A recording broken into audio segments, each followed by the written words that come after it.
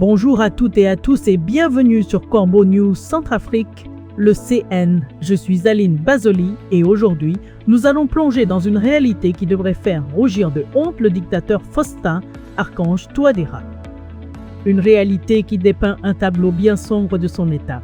Pour décrypter cet article coup de poing, je suis avec notre excellent journaliste de terrain, Fortuné Bobérang. Bonjour Fortuné.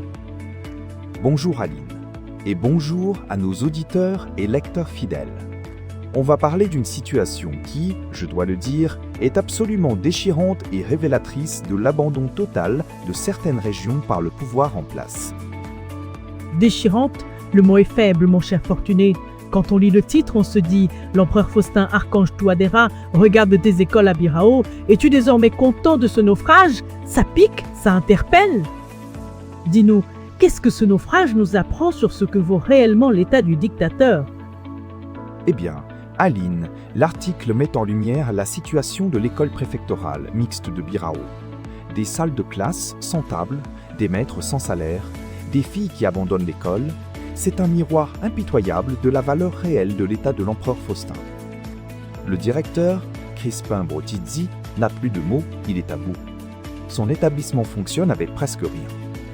Les enseignants contractuels, pour toucher un peu de ce qui leur est dû, ont dû aller manifester dans la rue, et même après ça, ils n'ont pas tout eu. C'est incroyable.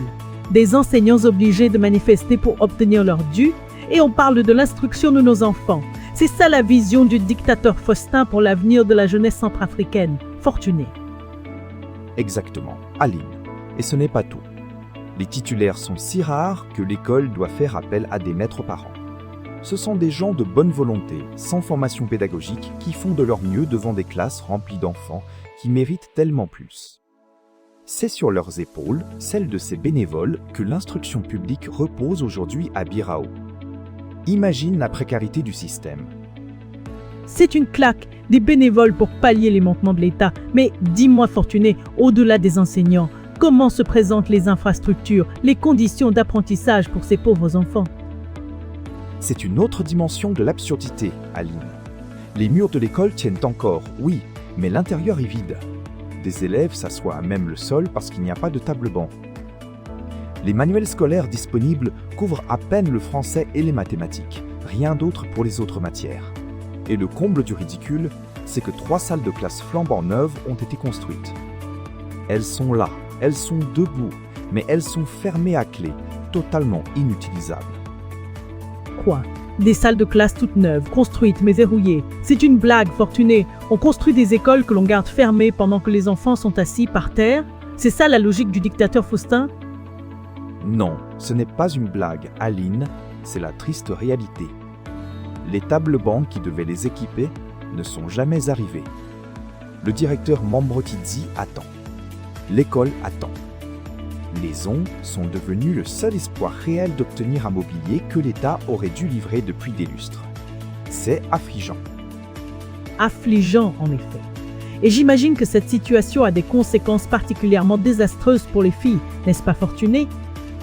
C'est la plus grande inquiétude du directeur, Aline. Il voit les filles partir, pas toutes d'un coup, mais une par une. Elles sont retirées de l'école à cause de la pauvreté des familles et des mariages arrangés bien trop tôt. Mambrotizzi parle aux parents. Il les implore, il insiste. Mais, tu vois, un homme seul face à une misère aussi ancrée ne peut pas faire grand-chose. Tant que Bangui n'investit pas de ressources concrètes pour financer les besoins essentiels et garantir la scolarité des filles en Wakaga, ces appels resteront sans aucun écho. Donc, en clair, Fortuné, le dictateur Faustin Archange Touadéra est au courant de tout ça, mais il préfère laisser nos filles aux mains de la pauvreté et des mariages forcés plutôt que de donner à Birao les moyens d'instruire sa jeunesse? C'est ça le message envoyé par Bangui? C'est exactement le message que l'on peut décrypter de cette situation, Aline. Une situation d'abandon qui fait mal, très mal. C'est un article qui nous met face à une réalité brute, celle d'une éducation en ruine dans certaines parties du pays.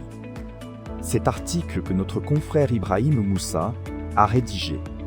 Il doit nous interpeller tous. Merci beaucoup, Fortuné, pour ce décryptage sans concession. C'est une situation qui ne peut pas rester sans suite. Merci à toi, Aline.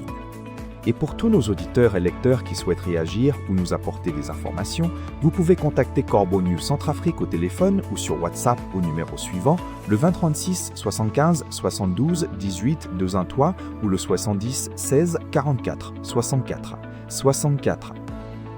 À très vite, fortunés, et à vous tous, restez connectés sur Corbeau News Centrafrique, le CNC, pour ne rien manquer de l'actualité qui dérange.